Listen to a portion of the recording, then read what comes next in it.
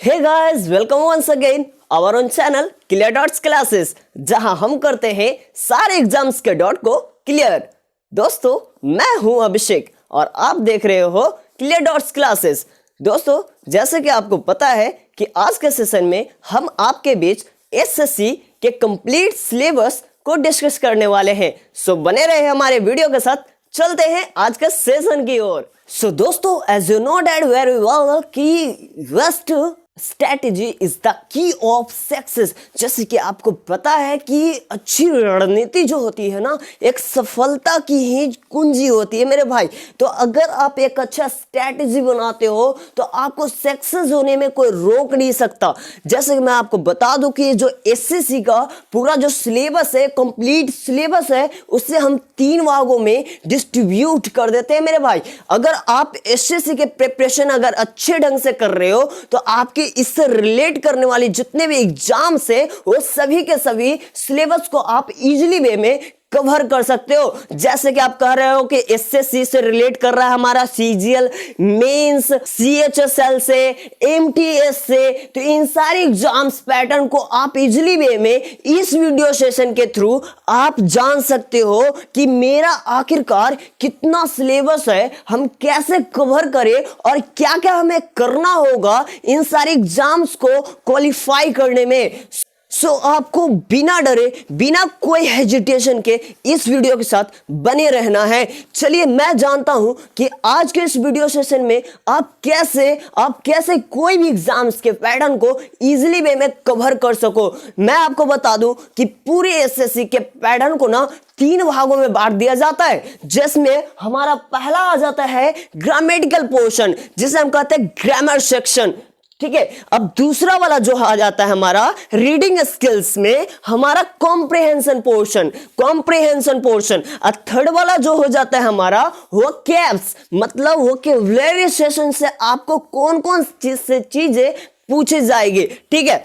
अब यहां पे आप ध्यान दे लो मेरे भाई कि इसमें जो ग्रामर सेशन होता है, इसमें से आपका पार्ट्स ऑफ स्पीच जो हो रहा है, जो कि आप कहते हो ना कि पार्ट्स ऑफ स्पीच 8 भागों में बांट दिया गया है। ठीक है। तो जिसमें से आपका इंट्रोडक्शन छोड़कर जो आपके 7 पार्ट्स बच गए वो सारी चीजें आएंगी और उसमें इंक्लूड आप कर दोगे टेंस, वॉइस और नरेशन। ठीक है। टेंस, वॉइस और नरेशन को आप इंक्लूड कर देते हो तो इतना ही आपको बस कवर करना है एसएससी के प्रिपरेशन के लिए ग्रामर सेक्शन में। ठीक है। जैसे लाइक कि आपका नॉन पूछा जाएगा, प्रोनाउन पूछा जाएगा, एडजेक्टिव पूछा जाएगा, एडवर्ब पूछा जाएगा, वर्ब पूछा जाएगा, कंजंक्शन पूछा जा रहा है, प्रेपोजिशन पूछा जा रहा है, टेंसेस से क्वेश्चन आएंगे और वॉइस नरेशन से क्वेश्चन आने वाले हैं। तो इतने सारे आपके जो भी टॉपिक हैं वो सारे के सारे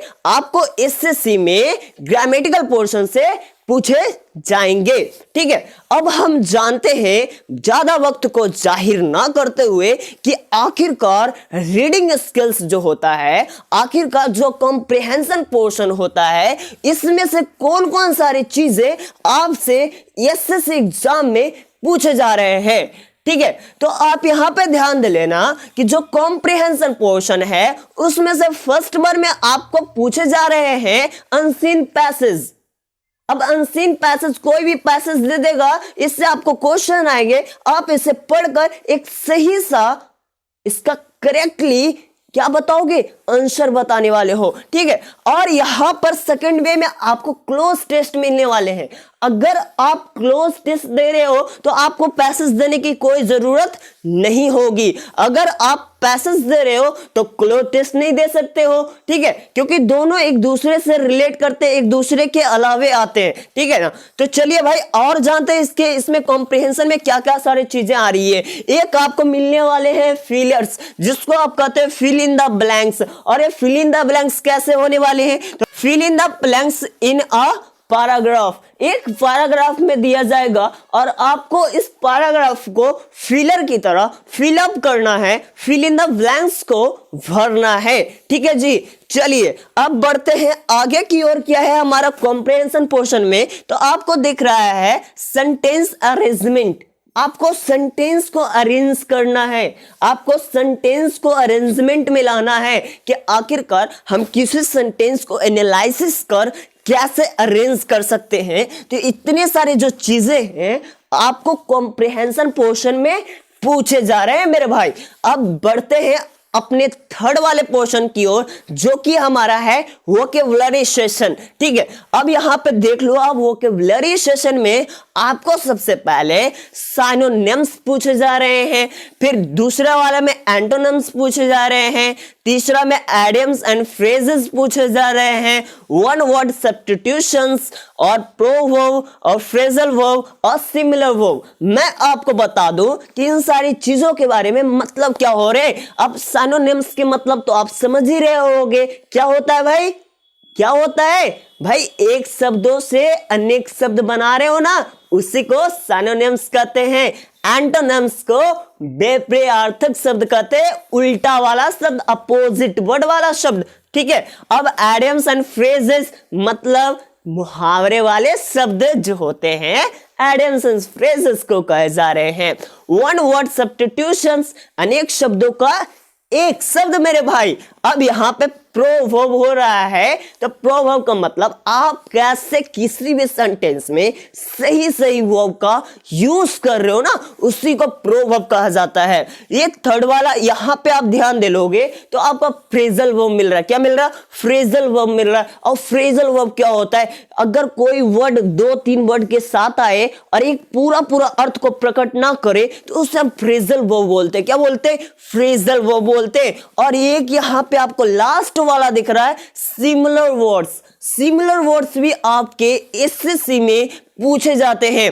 सिमिलर वर्ड्स का मतलब क्या हो रहा है कि एक जैसे शब्द होंगे लेकिन इसका जो मीनिंग होगा ना डिफरेंस हो जाने वाले, माने अलग हो जाने वाले हैं। ठीक है, लगेगा एक जैसा लेकिन दोनों का ना डिफरेंट मीनिंग होने वाले हैं, अलग अलग मीनिंग होने वाले हैं, तो उसी को हम कहते हैं सिमिलर वर्ड। ठीक है, सिमिलर वर्ड। अब हम जान लेते हैं कि हमारे जो एग्जाम पैटर्न है, इतने सारे तो पढ़ना ही है, लेकिन स्ट्रेटेजी क्या होगा, आखिरकार क्वेश्चंस कैसे पूछे जाने वाले हैं, क्या क्या करना होगा मुझे, तो लगे रहो मेरे भाई। यहां पे मैं बता दूं आपको कि जो क्वेश्चन आने वाले हैं, फर्स्टली आपको यहां पे ध्यान देना है कि आपको सबसे पहले यहां कॉमन एरर बनाना है।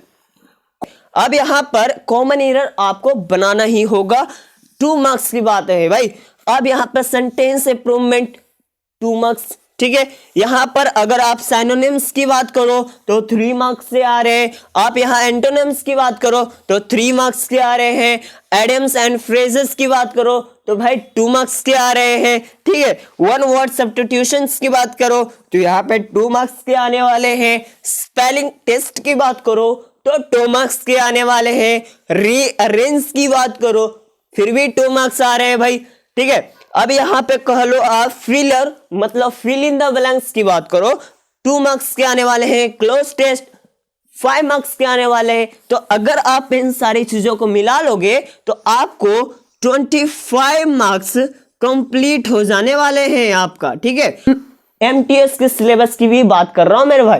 ठीक है, तो एमटीएस के सिलेबस भी आपका कंप्लीट होने वाले हैं। और जो भी स्टेट एग्जाम्स होते हैं, जैसे कि आप मान लो कि एयरफोर्स होते हैं, नेवी होता है, तो इन सारे में जो क्वेश्चन आ रहे हैं ना, इन्हीं सारे एग्जाम पैटर्न्स को मिलाकर दे दिया जाता है। सिर्फ किसी में लेवल हाई होता है, किसी में लेवल है ना डाउन होता है। तो यही बात है भाई, किसी भी एग्जाम को क्वालिफाई करने के लिए बेस्ट स्ट्रैटेजी होना चाहिए और बेस्ट मटेरियल होना चाहिए। फर्स्टली आपको ध्यान देना होगा, कॉन्फिडेंटली आपको पढ़ाई करना होगा, अपने आप पे भरोसा रखना है कि जो भी मैं चीजें कर रहा हूं एक सही वे में जा रहा है। मेरा कोई भी ऐसा एम्बिशन नहीं है कि मैं आपको गलत चीजों के बारे में बताऊं, जो भी सही बातें होंगी मैं आपको जरूर बताने का प्रयास करूंगा। सो नमस्कार दोस्तों, फिर से आपको लास्ट में मैं स्वागत करना चाहूंगा कि हमारे साथ अपना वक्त देने के लिए बहुत बहुत शुक्रिया अदा और दिल से आपका धन्यवाद करता हूं। लगे रहिए मेरे चैनल पर और ऐसे ही नए नए वीडियोस आपके लिए मैं लाता रहूंगा। तो आज के लिए बस इतना ही दोस्तों, मिलते हैं अगले वीडियो में। जय हिंद, जय भारत।